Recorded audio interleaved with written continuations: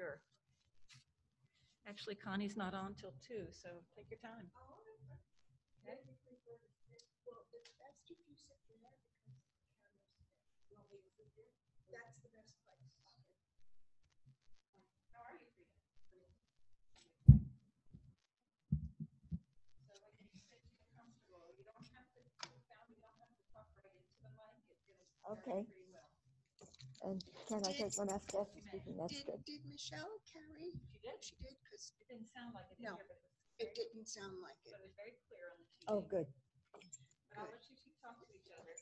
Are we on the camera yet? Yeah, it's on. It's recording. Now, Oh, is no. that, you're going to set the proper distance and that'll be that? Yep, as you're Okay. talking, And, you just talk to each other. and you'll test for me. Yeah.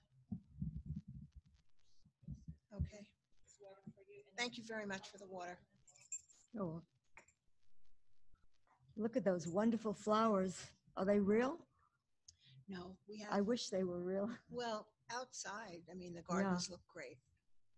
The yellow and lavender is a really good combination. Yeah, don't see it that much. So I apologize for not hearing adequately. No, no apologies. And excuse me, Gretchen is going to tell us when we can start. Okay. But if you speak a little louder than you normally do, I can hear you fine. But Well, I'll have the mic. yeah, good. That would be good. I raised it a little bit. So you can hear each other a little better. Oh, that's great. Thank you. You tell us when. So, If you'd like to start, anytime. and I brought All right. a couple of poems if you want me to Great, read we them. will. Good afternoon, Ponders.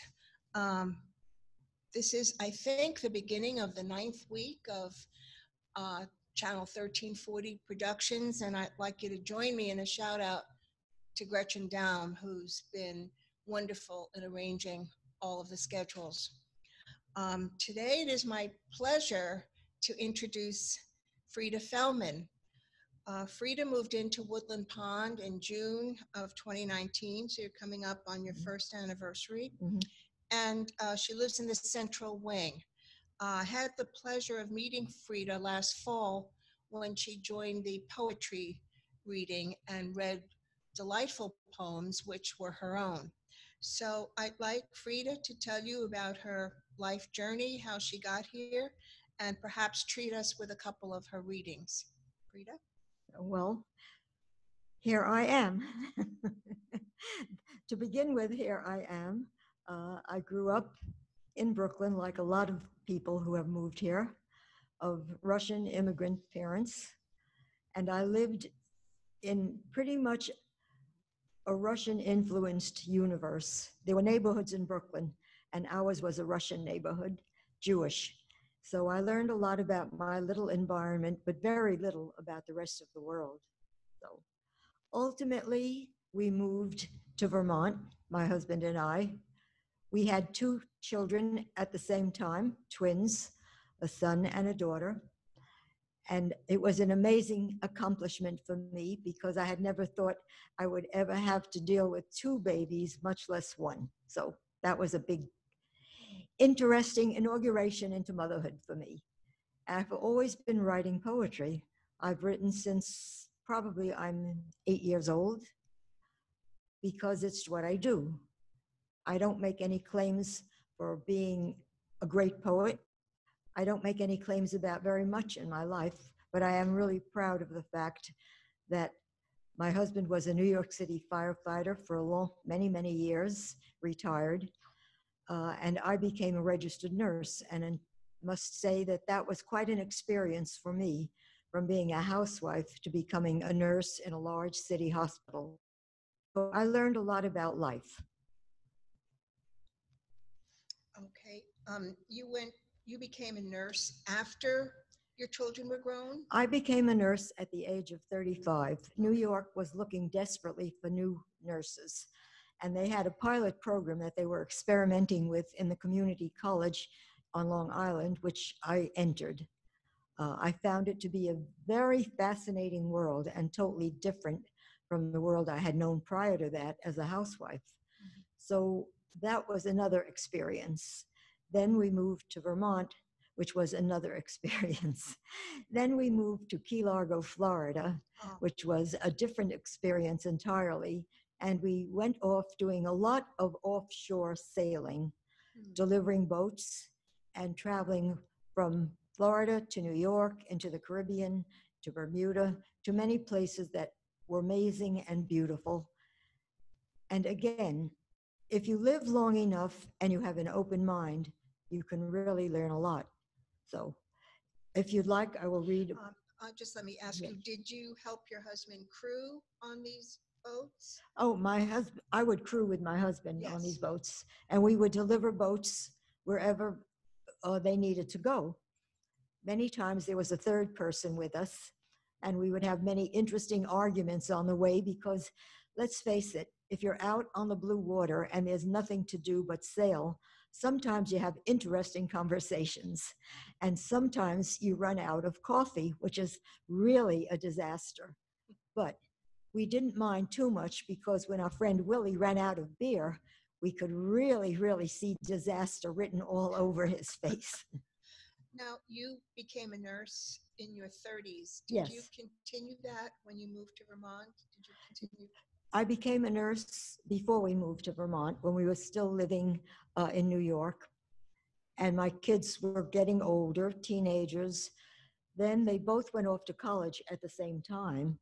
Nina went to Vassar and David went to Wesleyan University in Connecticut. So once they were off at school, we felt comfortable that we could leave and go to Florida. They say we ran away from home. Don't believe that. You just weren't there when they came. Yeah. Right. Do you want to tell us a little bit about what your son and daughter do now? Well, my son is a clinical psychologist and he writes books with my daughter, Nina Smiley, who married Bert Smiley many years ago and ended up living at Mohonk. So I became quite familiar with Mohonk Mountain House. Nina was the director of business and management, and then she became more and more interested in the fact that people needed to go there and relax. So she gave that up and went on to becoming a meditation teacher there. Nina has a degree in social psychology from Princeton, and David has a degree in clinical psychology. So they were a really good combination to write their books together. And David went on to write many more books, and Nina went on to work as a meditation counselor at Mohonk. And people seemed to find that really useful, and they were very happy with that. And I think that was a good thing for her to do. Does she still do that? Nina is still doing it. As you know, unfortunately, Mohonk is closed at the moment, but presently it will open. She still does meditation appointments on the email, or the new contraptions that people use where they can continue to do things. And she has a great feeling for people's needs and tries to meet them right now. Wonderful. Really very interesting. And you've spent many happy times up at the Mountain House. Yes. And as a matter of fact, I became the pillow poem writer. Mohonk Mountain House decided about 8 or 10 years ago, well, Nina actually, since she was in marketing, she wanted to try something different. She said, everybody has a chocolate on their pillow at night. I want to try something different. And then she came across my writings and said, why don't you write some pillow poems? So I said, sure, why not? I write anyhow. So I wrote a pillow poem for every night, probably the past 8 or 10 years. When you go to Mohonk, you will find a new poem on your pillow in a nice little linen-like piece of paper, transparent paper, that you can take with you when you leave. I wrote a book finally and put all the poems together that I had up till that time, called Pillow Poems. What else? So when we moved to Florida, I continued to write, and I became the poet laureate of Key Largo, much to my amazement and disconcernment, because I really did not want to be an, quote, important person. I just like to write. Have you seen any of the Amazon Prime series that was filmed at the Mountain House? It's called Upload.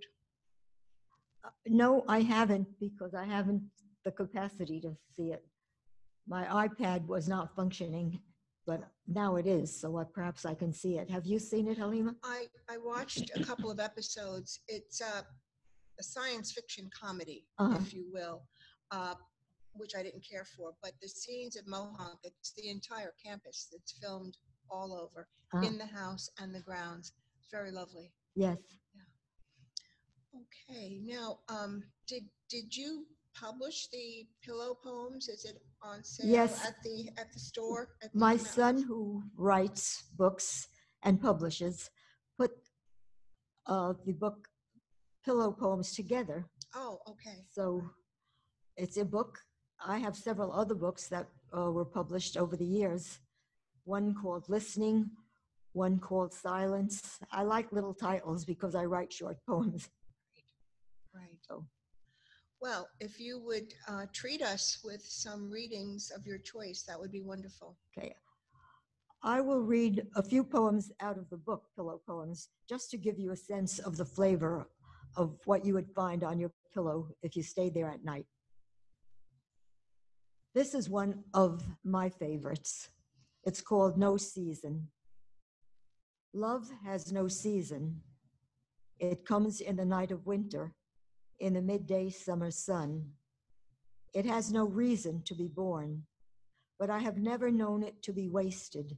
Seasons change, and so loves form. And I think that's something that we must all remember, especially at this awful time. Mm. Here's a poem that my son-in-law Bert used to like. This was his most favorite. There's more to life than a can of beans, more than a steak and champagne. If you learn to walk in the sunshine, you learn to dance in the rain. Mm. Lovely. So I am constantly writing and constantly learning.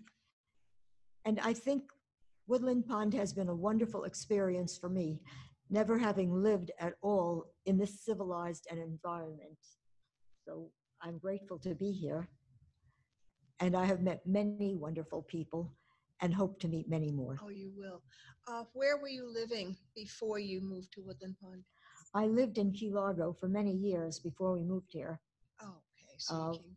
We had a little house on the water, nothing expensive, nothing large, but it was adequate for two people who would rather be on the water than in the house. So it worked beautifully for us. Mm-hmm. And my husband did some offshore boat sailing without me. He went to many different places. He went to San Cozumel and delivered a boat there. Then he went to Bermuda. He always sailed, given a choice, in a multi-hull boat, which is a catamaran or a trimaran. When he first started sailing these boats, they were considered outrageous, and the people who had the single-hull boats were outraged just by the sight of them. So many times, even though our boats were much faster and more stable, we were not treated very respectfully, but we didn't care. Could you describe what's involved in delivering a boat? I know how to deliver a car, but I don't know how to deliver a boat. What you have to do, my job was to provision the boat. If we knew it was going to take 2 weeks, I had to make sure we had adequate food for 2 weeks and at least another week's worth in case we got stuck or we had to lay over somewhere, because you never know what the weather's going to be on the Atlantic. It just, it is what it is. So I always had a little bit more food on board than I thought was necessary. But of course, it was always gone by the time we got back. So when you delivered the boat, how did you get back home? We would deliver the boats to the port that the people wanted them delivered to. Many times, Long Island, New York, the Hamptons, they were always very beautiful boats, and they were always sailboats. So once we brought them there and we cleaned them up and made them just shipshape for the owner, they would come on board, thank us, pay us, and give us fare to fly back home. Oh, you flew back home? Yes. Okay. Interesting. Very interesting kind of. It was sometimes more exciting than I wanted it to be. Did you ever hit hurricanes? We never hit hurricanes, but we hit a lot of what I'm calling unruly weather, where something would come up like a squall that you don't expect, and you would have to really batten down and hope for the best. Sometimes you would have to put out lines with what they call, we would heave to. That meant you take a big piece of your sail, if you're lucky enough to get that in time, you tie it to the back of the boat, and that usually retards you when you're going over the big waves. So the word is called a drogue, and that would keep you from turning over or capsizing or worse. So we had to be ready for that possibility. It only happened twice, and I do not remember them fondly at all. No, very scary. You have some more poems you'd like to share with us? We do have time. Do you have any more poems that you'd like to share? I will read you another poem. Please. Sure.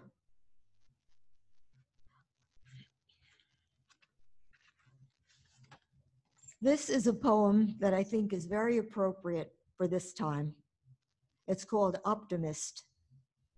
I will be an optimist until the last raindrop falls and deserts blow beyond their borders, making sand where once the flowers grew on fertile land. I will carry hope and pomegranates in case I meet a friend. And I have met many friends here.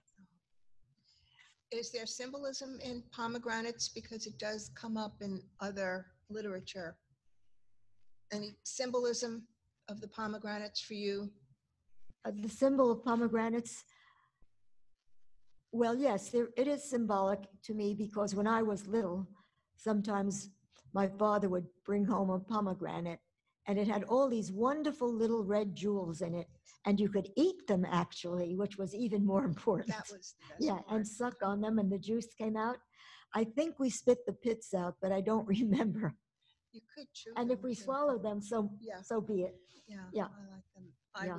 I was very sick once with an intestinal Mhm. issue. The only thing I could eat were pomegranates because of the juice being You squeezed could out. chew on them. You could spit them at your brother. So that's what I did. And if you'd like, I'll read one more. Then Yes, please. I saw the universe. I saw the universe so large I could have cried, and yet it fit into my heart, and I'd not even tried to understand what it all meant, but I was satisfied. That, for me, is very reminiscent of Emily Dickinson's style. Is she somebody that you read, somebody that you liked? Oh, Emily Dickinson, Robert Frost. I really never read a lot of the classics, but I sometimes wish I had. Well, your poems are rich and evocative and very feeling. Well, thank you. Very, very nice. Well, I guess we can conclude our interview unless there's anything you'd like to share with the residents. Well, I have a poem in this book called Listening, and it's an interesting poem, I think. It's some poems I write because I think they're interesting to me, and sometimes I write because I think other people might want to hear them. But in this other book, I have written poems about names, and there's one in particular that I really like. It's called Fanny Saperstein. And this for me is a long poem. Fanny Saperstein grew up with me together in the old gray tenement, and we played jacks on the steps every afternoon, shared confidences and our souls while ladies walked around us up the stairs in brown leather Oxfords and paisley shawls against the chill of gray tenement halls. We looked up quite often at their vein-striped legs, as if a secret rite of passage on the steps would solve the mystery. And we giggled long ago, Fanny and me, to see their pink wool bloomers when they stepped between us into history. I don't recall what happened after that. We moved again into our aunt's apartment, which was way uptown. She took us in, and Pop was out of work. Ma cried a lot, and I was all alone. No one to play with on the steps. Before I knew it, I was grown. Beautiful. A lot of imagery in that. Mm-hmm. Do you set aside a certain time to write, or ideas come to you, and how does that process work for you? I have always written when my mind moves into another space. That's the only way to explain it. I will be thinking and ruminating, and a poem begins to evolve. Sometimes I wake up in the middle of the night and I have to write because I know I will lose it if I don't. Sometimes I write in the afternoon. I don't have any form of writing. I'm not a formal writer of poetry. I write poems, and it's what I do. So sometimes I will be walking along by myself, and there'll become a rhythm in my walking that tells me to write a poem. I always have a pencil and a piece of paper in my pocket, and some of my poems are not wonderful at all, and some I recognize have a lot to say. So I try to accept what I get and be grateful. A lot of people have taken to writing during this pandemic. Has it affected your writing or your thinking? I think so. It's a very somber time. And I write about feeling the constraints of being isolated somewhat. My husband died a year ago, so I'm still trying to figure out who I was and who I am now. But I think we have to be optimistic. We have to look at the future. We have to look at the next step. And anybody can write a poem. I really recommend writing poetry because it opens your heart. And when you listen, you can really, really learn a lot. Oh, thank you for that. Maybe when this is all over, you can conduct poetry writing sessions. I would try, definitely, Halema. Okay. Yeah. Well, I want to thank you so much on behalf of the residents and myself. It's been a pleasure. Thank you. It's been a pleasure meeting with you. Thank you.